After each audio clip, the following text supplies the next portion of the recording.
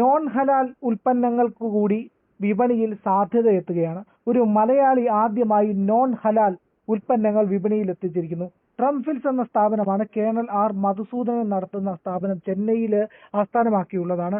ഇതിപ്പോൾ ഹലാൽ എന്ന് പറഞ്ഞ് എന്തിനും ഏതിനും, അതായത് ഒരു വസ്തു വാങ്ങുകയാണെങ്കിൽ ഒരു ആഹാര പദാർത്ഥം മുതൽ വീടുകൾ വരെ ഹലാൽ എന്ന് പറഞ്ഞ് ആ ഒരു രീതിയിലേക്ക് മതവൽക്കരിക്കുമ്പോൾ അതിൽ നിന്ന് മോചനം നേടാനുള്ള ഏറ്റവും നല്ല മാർഗം ഇപ്പോൾ തുറന്നിരിക്കുകയല്ലേ?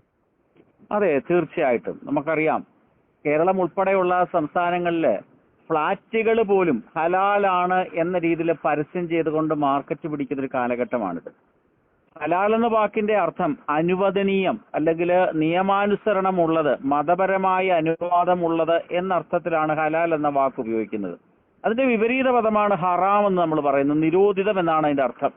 എന്ന് വെച്ചാൽ ഇസ്ലാമിക നിയമപ്രകാരം അനുവദനീയമായിട്ടുള്ള സാധനങ്ങൾക്കും സേവനങ്ങൾക്കും പറയുന്നതാണ് ഈ ഹലാൽ എന്ന് പറയുന്ന വാക്ക്. പക്ഷെ ഇന്ത്യയിൽ അത് വളരെ വ്യാപകമായിട്ട്, ഒരു കാലത്ത് ഈ ഭക്ഷ്യവസ്തുക്കളിൽ മാത്രമായിരുന്നു ഹലാൽ എന്ന് പറയുന്നത്. പ്രത്യേകിച്ച് ഈ മാംസ ഉൽപ്പന്നങ്ങളിൽ, ഈ മാംസം കട്ട് ചെയ്യുമ്പോൾ ഇസ്ലാമിക നിയമപ്രകാരമുള്ള ചില കാര്യങ്ങളൊക്കെ ചെയ്തതിന് ശേഷം മാംസം കട്ട് ചെയ്യണമായിരുന്നു. അതിനെയാണ് ഈ ഹലാൽ രീതിയിലുള്ള ഭക്ഷണം എന്ന് പറഞ്ഞത്. ഞാൻ പറഞ്ഞതുപോലെ അതിനുശേഷം എല്ലാ സാധനങ്ങൾക്കും, ഫ്ളാറ്റുകൾക്ക് വരെ ഈ ഹലാൽ എന്ന് പറയുന്ന സർട്ടിഫിക്കേഷന് ഏർപ്പെടുത്തി ഹലാൽ പ്രോഡക്റ്റ് ആണ് എന്ന രീതിയിൽ വാണിജ്യവൽക്കരിച്ചു കൊണ്ട് വിൽക്കാൻ തുടങ്ങി. നമ്മൾ മനസ്സിലാക്കേണ്ട ഒരു കാര്യം, എല്ലാവരുടെയും വിചാരം ഈ ഹലാൽ സർട്ടിഫൈഡ് സാധനമാണ് എന്നൊരു മുദ്രയുണ്ടെങ്കിൽ അത് കേന്ദ്ര ഗവൺമെന്റുമായിട്ടാണ് അംഗീകാരമുള്ളതാണെന്നാണ് എല്ലാവരുടെയും ധാരണ. എനിക്ക് തോന്നുന്നു താങ്കൾ ചിലപ്പോൾ അങ്ങനെ ആയിരിക്കും ധരിച്ചു വെച്ചിരിക്കുന്നത്, അല്ലേ? ഒരിക്കലുമല്ല.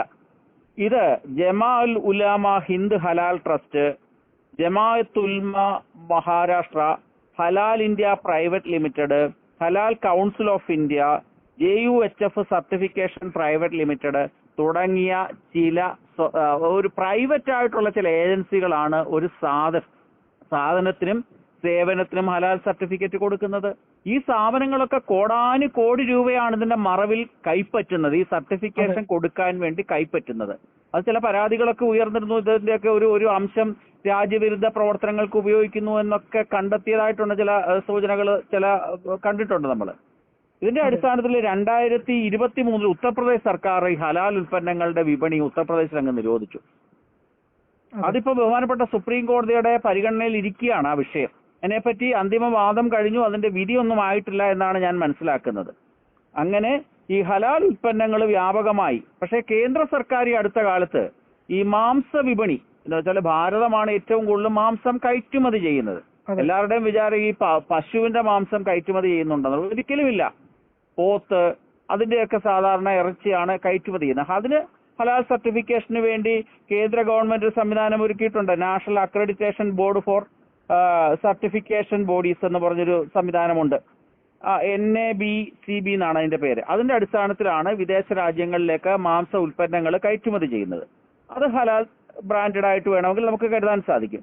പക്ഷേ ഈ അനാവശ്യമായി ഏത് സാധനങ്ങളിലും സേവനങ്ങളിലും ഹലാൽ എന്ന് പറയുമ്പോൾ അത് സാധാരണ സനാതനധർമ്മ വിശ്വാസികളെ സംബന്ധിച്ചിടത്തോളം ചെറിയ ഒരു പ്രശ്നമാണ്. കാരണം നമ്മളൊക്കെ ചില യൂട്യൂബ് വീഡിയോ ഒക്കെ കണ്ടിട്ടുണ്ട്. ഹലാലാണെന്നും പറയും എന്തോ ഒരു മന്ത്രമൊക്കെ ചൊല്ലി തുപ്പുന്ന ചില വീഡിയോസ് ഒക്കെ സോഷ്യൽ മീഡിയ വ്യാപകമാണ്.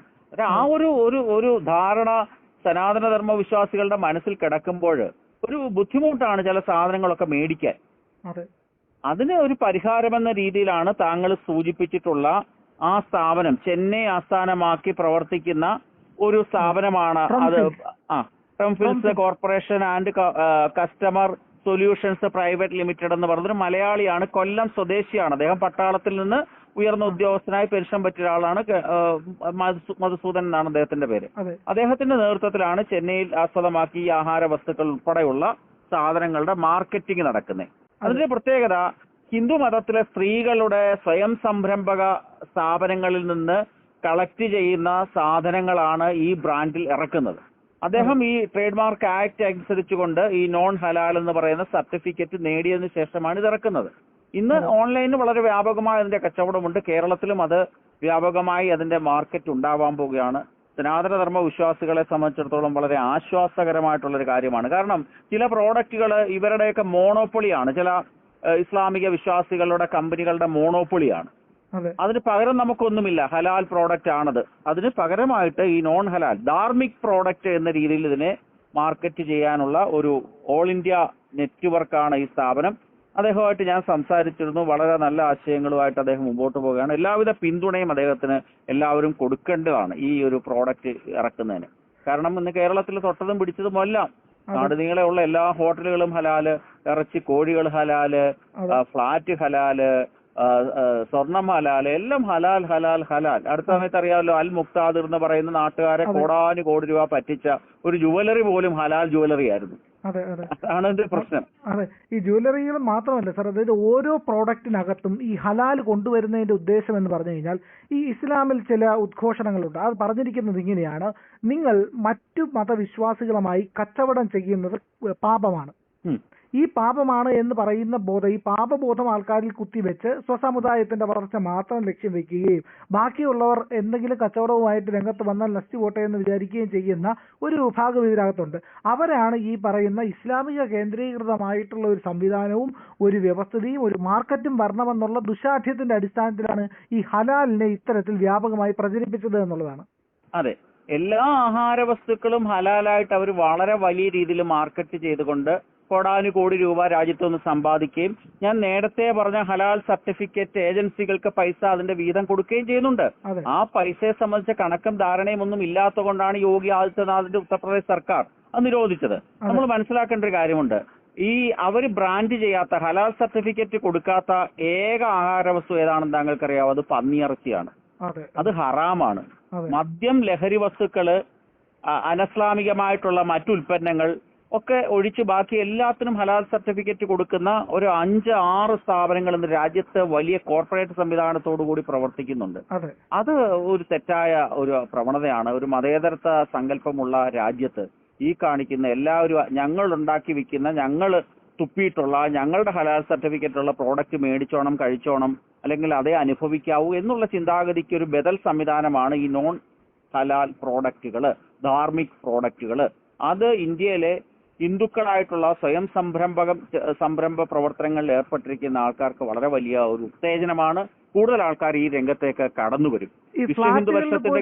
ഫ്ലാറ്റുകളിൽ പോലും ഈ ഹലാൽ കൊണ്ടുവന്നായിരുന്നു. അതായത് ഇസ്ലാമിക അസറ്റ് ഹോംസിന്റെ പൃഥ്വിരാജാണ് അതിന്റെ ബ്രാൻഡ് അംബാസിഡർ ആയിട്ട് ഈ ഹലാൽ ഫ്ലാറ്റ് എന്നും പറഞ്ഞ് വിറ്റത്.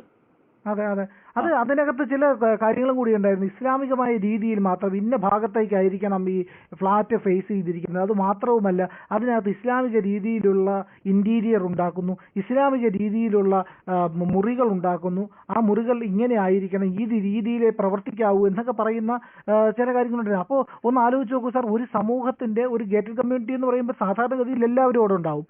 ഇത് ഒരു സമൂഹത്തിന്റെ അടച്ചു കെട്ടിയ ഒരു കമ്മ്യൂണിറ്റി ഉണ്ടാക്കിയെടുക്കുക, അതിനകത്ത് എന്ത് കിടക്കുന്നു ലോകത്തിന് അറിയാൻ കഴിയില്ല. അതായത് ഈ രാജ്യത്തെ നിയമത്തിനെ പോലും അല്ലെങ്കിൽ അതിന്റെ ക്രമസമാധാനത്തെ പോലും വെല്ലുവിളിക്കാൻ ശേഷിയുള്ളതായിട്ട് മാറും. അത് അത്യന്തം അപകടകരമല്ലേ? ഒരു 150 യൂണിറ്റ് ഉള്ള ഒരു ഹലാൽ ഫ്ലാറ്റ് സമുച്ചയത്തില് ഈ 180 മുസ്ലിം കുടുംബം താമസിക്കുമ്പോൾ ഏകദേശം അതിനകത്ത് മുസ്ലിങ്ങളുടെ ജനസംഖ്യ അനുസരിച്ച് 780 ആൾക്കാർ മുസ്ലിം മതവിശ്വാസികളായിരിക്കും. അത്തരത്തിലുള്ള ഒരു പോളറൈസേഷന് ഓരോ പ്രദേശത്തെ ഫ്ളാറ്റുകളിൽ വരുമ്പോൾ നമ്മുടെ ഈ ജനാധിപത്യ സമൂഹത്തിൽ നമ്മൾ മതേതരത്വമെന്ന് വിശ്വസിക്കുന്ന എല്ലാ മതക്കാരും ഒന്നിച്ചു ചേർന്ന് വളർന്നു വരുന്ന ഒരു സമൂഹത്തിൽ വളരെ അപകടകരമായ ഒരു സാഹചര്യമാണ് സൃഷ്ടിക്കാൻ പോകുന്നത്. അതൊക്കെ പൃഥ്വിരാജിന്റെ കൂട്ടുള്ള ഒരു സിനിമാ നടന് പൈസ കിട്ടിയാൽ എന്ത് പരസ്യത്തിലും പോസ്റ്റ് ചെയ്യുമെന്നുള്ള പ്രവണത ഇതും തെറ്റാണ്. അതിന്റെ പുറകെ അദ്ദേഹമൊക്കെ കാണിച്ച തെറ്റാണ്. ഹലാൽ ഫ്ളാറ്റിന് വേണ്ടി പരസ്യത്തിന് ചെയ്തു എന്ന് പറഞ്ഞൊന്നും അംഗീകരിക്കാൻ ഒക്കുന്ന കാര്യങ്ങളെ അല്ല. അതുകൊണ്ട് തെറ്റാണ്. അതിന് ബദലായി ഉയർന്നു വരുന്ന ഏത് സംരംഭങ്ങൾക്കും വേണ്ട പിന്തുണ കൊടുക്കും. ഇപ്പോൾ വിശ്വ ഹിന്ദു പരിഷത്തും അതിൻ്റെതായ ചില പ്രവർത്തനങ്ങൾ ഉത്തരേന്ത്യയിൽ തുടങ്ങിയിട്ടുണ്ട്. നിരോധ് നിരോധം എന്ന് വെച്ചാൽ തടസ്സപ്പെടുത്തുക എന്ന അർത്ഥത്തില് ആ സംവിധാനം ആരംഭിച്ചിട്ടുണ്ട് പല പ്രദേശങ്ങളിലും. തീർച്ചയായും ഇത്തരത്തിലുള്ള ഇതാണ് ശരിക്കും മതേതരത്വം എന്ന് പറയുന്നത്. ഇതാണ് മതേതരം. ലോൺ ഹലാൽ ആവുമ്പോഴാണ് മതേതരമാകുന്നത്. ഏതെങ്കിലും ഒരു വിഭാഗത്തിൻ്റെതാകുമ്പോൾ അത് മതത്തിന്റെ ഇതായി മാറുകയാണ്. അതിന് അതിൽ നിന്ന് മോചിതമായിട്ടുള്ള നമ്മുടെ ഭരണഘടനാ പ്രകാരം എല്ലാവർക്കും ഉപയോഗിക്കാൻ കഴിയുന്ന എല്ലാവരെയും കണക്കാക്കി നിർമ്മിക്കുന്ന വസ്തുക്കൾ തന്നെയാണ് നമ്മുടെ രാജ്യത്ത് വിപണനം ചെയ്യേണ്ടത്. അതിന്റെ ഏറ്റവും വലിയ മാതൃകയാണ് ഇപ്പോൾ വന്നിരിക്കുന്നത്. വളരെയധികം നന്ദി സർ. അതെ, അതിന്റെ ആ സംരംഭത്തിന് പിന്നിൽ പ്രവർത്തിച്ച ആ രാഷ്ട്രസ്നേഹിയായിട്ടുള്ള സൈനികൻ എല്ലാവിധ പിന്തുണയും കൊടുക്കണം. എല്ലാവരും അദ്ദേഹത്തിന്റെ ഉൽപ്പന്നങ്ങൾ മേടിച്ചുകൊണ്ട് ഈ വിപണിയെ ഉണർത്തണം. നോൺ ഹലാൽ ഉൽപ്പന്നങ്ങളുടെ ഒരു വലിയ ഇപ്പൊ അദ്ദേഹം പ്രധാനമായിട്ട് കുറേയേറെ പ്രോഡക്റ്റുകൾ ഇറക്കി ഓൺലൈനിൽ ലഭ്യമാണ്. അതെല്ലാം പലതും അത് കൂടുതൽ മേഖലകളിലേക്ക് അദ്ദേഹവും അദ്ദേഹത്തിന്റെ കഴിവും പ്രാപ്തിയുമുള്ള ആൾക്കാർ ഈ മേഖലകളിൽ ഇറങ്ങണം.